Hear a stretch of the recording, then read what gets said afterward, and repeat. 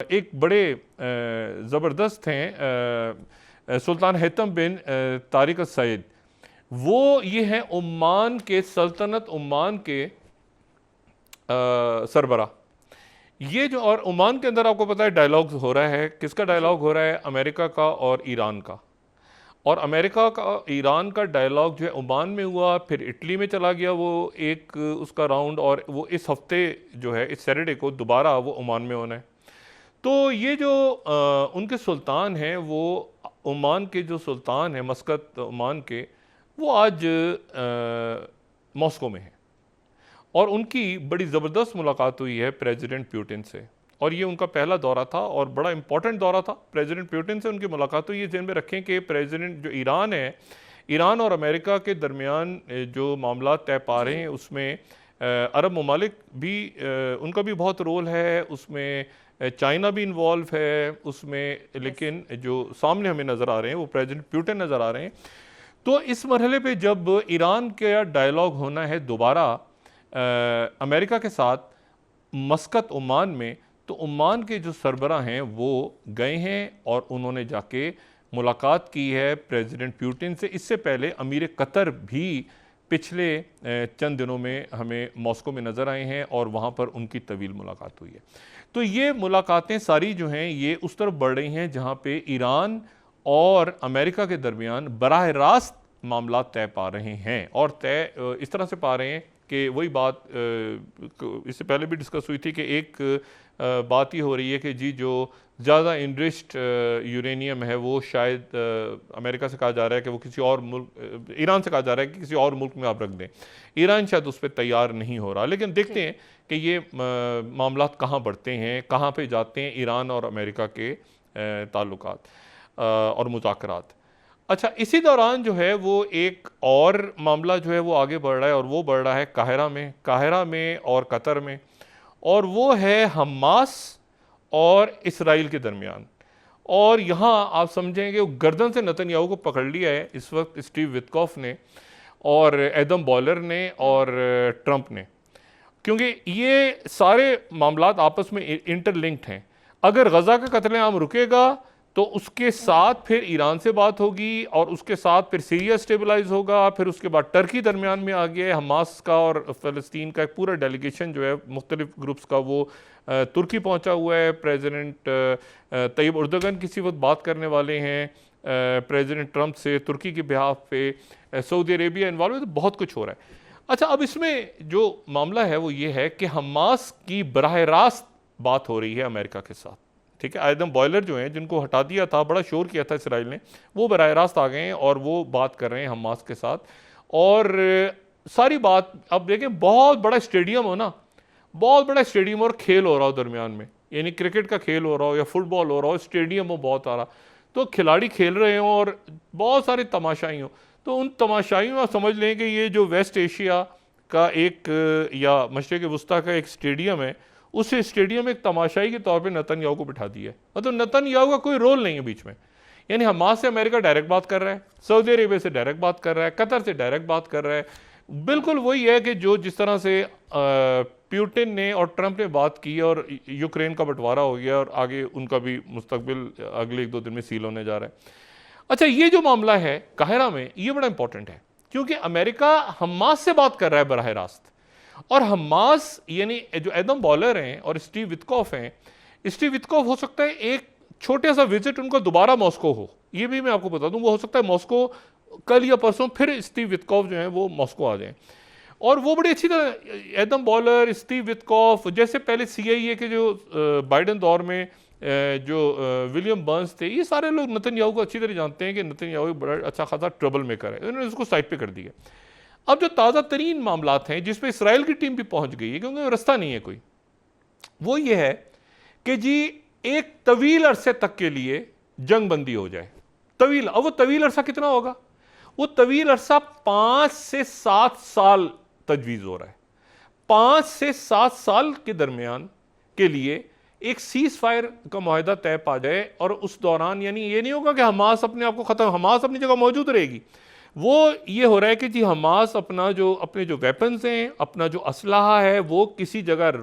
रखेगी, हालात को देखेगी और 5 या 6 साल या 7 साल तक के लिए एक सीज़फायर होगा, और इस दौरान उनकी तंजीम भी रहेगी, वो अपना असला छोड़ देंगे, वो अपने आप को रखेंगे मुनज़्ज़म, क्योंकि किसी भी वक्त उस तरफ से शरारत हो सकती है। ये देखें, 2 स्टेट सोल्यूशन, ये जो इसराइल की, जब इसराइल वजूद में आया था ना, इसके जो बनाने वाले थे उन्होंने भी सोचा नहीं था कि यहाँ 2 स्टेट, वो उनका बस यही था कि इसराइली होगा यहाँ पे। तो ये 2 स्टेट जो आ गया ना बीच में, और दूसरी तरफ जो राइट विंगर ज़ायनिस्ट हैं वो अभी वेस्ट बैंक के अंदर, उधर भी कत्लेआम उन्होंने, मतलब इससे पहले का ऐलान हो जाए सीज़ फायर का, तो इधर भी कत्लेआम हो रहा है, उधर भी गजा में भी हो रहा है। लेकिन ये 5 से 7 साल के लिए उन्होंने कहा है कि हम तैयार हैं इस बात पे कि हम रुक जाएं, ठीक है। और गजा की जो वही जो फार्मूला पहले था कि वहाँ पर एक टेक्नोक्रेट्स का एक सेटअप आ जाए, या कोई ऐसा कि जो जिस पे सब एग्री कर जाएं, और हमास जो है वो अपनी जो गवर्नेंस है गजा की छोड़ दे, और साथ ही प्रेसिडेंट ट्रंप जो है वो ऐलान करें ये परमानेंट सीज़फायर का, कि मुकम्मल सीज़फायर होगी। हालांकि मुकम्मल नहीं होगी, ये होगी 5 या 7 साल की। तो अभी इस पर कंफ्यूज, अच्छा 5 साल यानी हमास रहेगी अपनी जगह। वो कहते हैं कि हम उस वक्त तक, जब तक ये मुकम्मल दूसरी रियासत कंप्लीट नहीं हो जाएगी और गजा हमारे हवाले नहीं हो जाएगा फ़लस्तीनियों के, उस वक्त तक, और वहाँ से डिस्प्लेसमेंट नहीं होगी फ़लस्तीनियों की, वो गजा में रहेंगे, इसराइली फ़ौज निकलेगी, अंदर रिकंस्ट्रक्शन होगी, ये सारा मामला होगा, और इस दौरान हम रहेंगे और हमारी तंजीम भी रहेगी, हम गैर मुसल्लह हो जाएंगे, हम गवर्नेंस भी नहीं करेंगे, ठीक है, हम गवर्नेंस से भी हट जाएंगे, किसी और पुलिस ने बनना है, जैसे सीरिया में हुआ है, जैसे वहाँ पे लेबनान में हुआ है, हम मौजूद रहेंगे, लेकिन हमारा असला भी रहेगा, ठीक है। और असला दोबारा आज की दुनिया में हासिल करना कोई मुश्किल नहीं है। अच्छा, अब ये मामला तय पा गया है, और ये मामला प्रेसिडेंट ट्रंप की पूरी कोशिश है कि अगले 2-4 दिनों में, क्योंकि जहन में रखें कि हफ्ता सैटरडे, कमिंग सैटरडे को ओमान में मुज़ाकरात होने ईरान के साथ, और अगर वो मुज़ाकरात कामयाब होते हैं तो बात आगे बढ़ेगी गजा की, और बात आगे बढ़ेगी लेबनान की, और बात आगे बढ़ेगी सीरिया की। और प्रेसिडेंट ट्रंप हर हाल में चाह रहे हैं कि उनका एक दौरा हो जाए किसी तरह से सऊदी अरेबिया का, और किसी तरह से उनकी शी जिनपिंग से भी बातचीत हो जाए टैरिफ वैरिफ की जंग छिड़ने के बाद। लेकिन चाइना की तरफ से आज एक बात आई है जो बहुत कम चाइना की तरफ से इस तरह की उनकी तरफ से एक बड़ा सिंपल सा स्टेटमेंट आता है, लेकिन उनकी तरफ से जो बात आई है वो बात जो है वो ये है कि चाइना ने एक तो सोयाबीन वगैरह लेना बंद कर दिया। अमेरिका से चाइना क्या लेता है? अमेरिका ही खरीदता है ना चाइना से, उनका रेयर अर्थ मिनरल्स और टेक्सटाइल्स, और ये भाई अमेरिका में कौन सी चीज़ ऐसी है जो, तो उन्होंने सोयाबीन वगैरह, वो और मुल्क हैं बहुत सारे, वहाँ से उन्होंने बंद कर दिए, सारी तिजारत वगैरह बंद कर दी है। दूसरी जो बात यह है कि प्रेसिडेंट पुतिन ने बड़ी एक इम्पॉर्टेंट बात की है, ये मस्कत ओमान के जो सुल्तान हैं उनसे उन्होंने कहा है कि मैं बहुत जल्द सारे अरब ममालिक के रहनुमाओं को मॉस्को आने की दावत देने वाला हूँ। अब ये बात बड़ी इंपॉर्टेंट है कि उसमें वो MBS और MBZ और जो अरब ममालिक के बाकी जो सीसी हैं, और उसके बाद जो शाह अब्दुल्ला हैं, ये सारे लोग जितने हैं इनको वो बुलाने जा रहे हैं, मॉस्को आने की दावत देने वाले हैं। हो सकता है कुछ गैर अरब ममालिक को भी बुलाएं, हो सकता है वो इसको OIC कर दें, हो सकता है, लेकिन वो एक इजलास मॉस्को में होने जा रहा है। अच्छा, इसके साथ ही तो ये 4-5 वाक़यात जो हैं ये एक साथ जन्म ले रहे हैं, ठीक है ना। हमारे साथ अफ़गानिस्तान है, अफ़गानिस्तान के साथ हमारे ताल्लुकात में बेहतरी आई है थोड़ी सी, वो दहशतगर्दी वगैरह जो सारा सिलसिला था वो भी साथ साथ मामला चल रहा है। उधर 6th जनरेशन जो J36 है वो चाइना सामने लेकर आ गया है। और चाइना ने जो बात की ना, जो मैं बात पहले आपसे कह रहा था, चाइना ने बात की है कि हम किसी मुल्क को इजाज़त नहीं देंगे कि वो कोई ऐसे मामला तय करे अमेरिका के साथ जिससे चाइना के मफादात को नुकसान पहुंचे। अच्छा, चाइना ने बड़ा एक कैलकुलेटेड बयान आया है उनकी तरफ से कि हम किसी भी दुनिया में किसी मुल्क को ये इजाज़त नहीं देंगे कि वो कोई ऐसा काम करे अमेरिका के साथ मिलकर जिससे हमारे मफादात को नुकसान पहुंचे। अच्छा, अब इसको आप एक मैसेज समझ लें, इसको आप कोई वार्निंग समझ लें, कोई जो उन्होंने कहा हमें नुकसान नहीं पहुंचना चाहिए, हम किसी मुल्क को नुकसान नहीं पहुंचा रहे, कोई अमेरिका के साथ मिलकर हमें नुकसान, हमारी ट्रेड, हमारे सिस्टम को नुकसान ना पहुंचाए, हमने किसी को नुकसान नहीं पहुंचा रहे, ठीक है, नुकसान अमेरिका पहुंचा रहा है। लेकिन उसके जवाब में अगर कोई मुल्क ऐसा काम करता है जिसके नतीजे में चाइना को नुकसान होता है, तो this is to inform the world कि चाइना को नुकसान कोई मुल्क पहुंचाने का ना सोचे। हम मिसाल के तौर पे उन्होंने बोइंग कहा कि बोइंग कह रहे हैं हम नहीं ले रहे, तो बोइंग उनके मलेशिया वाले भी ले रहे हैं और उनके बोइंग इंडिया कह रहे हैं हम भी ले रहे हैं, बाकी उनके ठीक है, कोई इशू नहीं है। लेकिन नुकसान हमें नहीं पहुंचना चाहिए। हमारी किसी चीज़ को नुकसान अगर पहुंचेगा तो वो फिर प्रॉब्लम होगा, ठीक है ना। तो चाइना की तरफ से ये मैसेज सारी दुनिया को पहुंचा है। अच्छा, अब इसमें दूसरी बात जो है, वो जेडी वैंस जो हैं उनके नायब सदर, वो आज इंडिया में, और इंडिया के लिए भी बड़ा ये अब बड़े अहम दिन है कि उन्होंने क्या फ़ैसला करना है। क्या उन्होंने यहाँ पर अमेरिका का अगर वो हैं स्ट्रेटेजिक उनके हैं दोस्त, तो फिर वो ठीक है, उनके स्ट्रेटेजिक दोस्त हैं, क्योंकि जेडी वैंस गालिबन उनको प्रेसिडेंट ट्रंप को दावत देने जा रहे हैं क्वाड की, कि इस साल क्वाड, अभी क्वाड जो है ये क्या क्वाड वाकई क्वाड चाइना के अगेंस्ट जो है वो एक मिलिट्री अलायंस होगा और उसको इंडिया होस्ट करेगा। क्या इंडिया इस वक्त जो फैसले, मैंने आपसे कहा ना कि इंडिया को भी बहुत सोच समझ के चलना है आगे, क्या इंडिया जो है वो एक मिलिट्री अलायंस की तरफ जाएगा? क्या ज़ेलेंस्की को भूल गए हैं वो? क्या वो ताइवान बाकी चीज़ें, और चाइना एक मैसेज कर रहा है सबको कि हमारे अगेंस्ट कुछ नहीं होना चाहिए, हमारे अगेंस्ट। तो अभी क्वाड किसके अगेंस्ट होगा, क्या होगा? और अभी तो बड़े गुडी गुडी वहाँ पे जेडी वांस भी हैं, बाकी लोग भी हैं, लेकिन उन्होंने फैसला करना है कि भाई ये असला ख़रीदना है उन्होंने, J-35 और ये सारे। देखें ना, अमेरिका भी तो उनसे कह रहे हैं ना असला खरीदो, कितने अच्छे हैं ये F-35 खरीदेंगे। इंडियन प्राइम मिनिस्टर ने कह दिया हम तो खरीदेंगे, अब वो ये भी खरीदेंगे, वो भी खरीदेंगे, फलां भी खरीदेंगे, ये भी। तो ये अब एक जंग ऐसी है जो आगे चल पड़ी है। मतलब इसको अब ये आप ब्लिंक भी करेंगे ना, भी कहेंगे कि अच्छा जी वो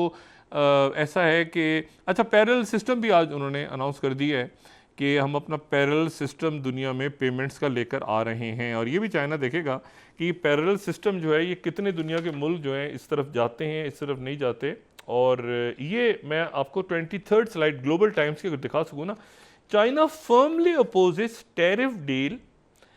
eight expense of Chinese interest. ये वो मैसेज है जो चाइना ने किया है,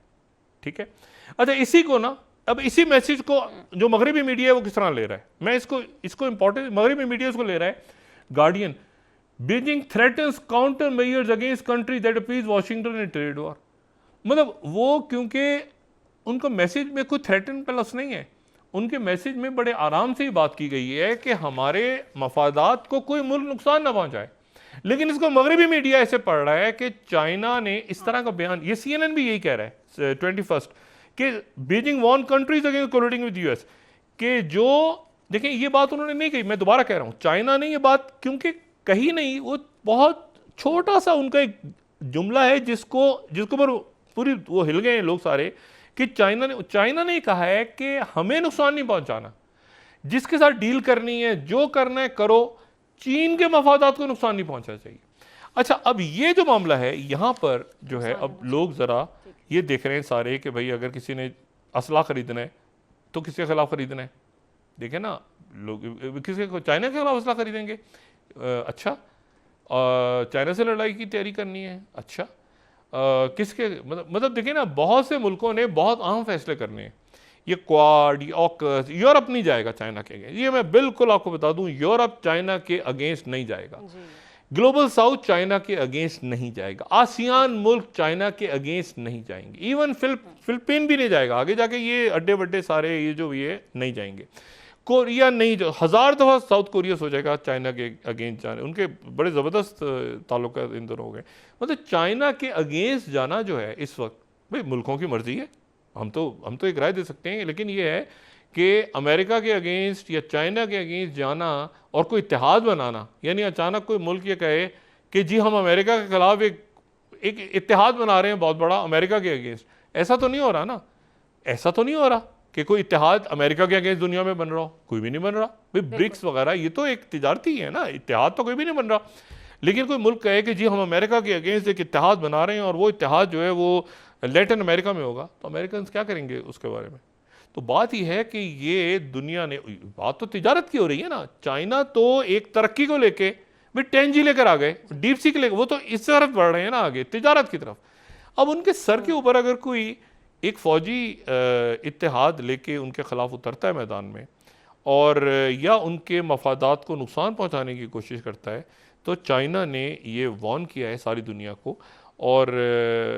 कि वो ज़रा फैसला सोच समझ के करें। और उसके साथ ही ये बड़ी इंपॉर्टेंट चीज़ है कि अब इसराइल क्या करेगा, क्योंकि वेस्ट बैंक, ये तो मामला गज़ा का तो हो गया ना तय, अब ये वेस्ट बैंक में क्या होगा जहाँ पे उनके राइट विंगर जो हैं वो ओस्लो एकॉर्ड और कैंप डेविड एकॉर्ड के बावजूद वहाँ पे आबादकारी करके बैठे हुए हैं।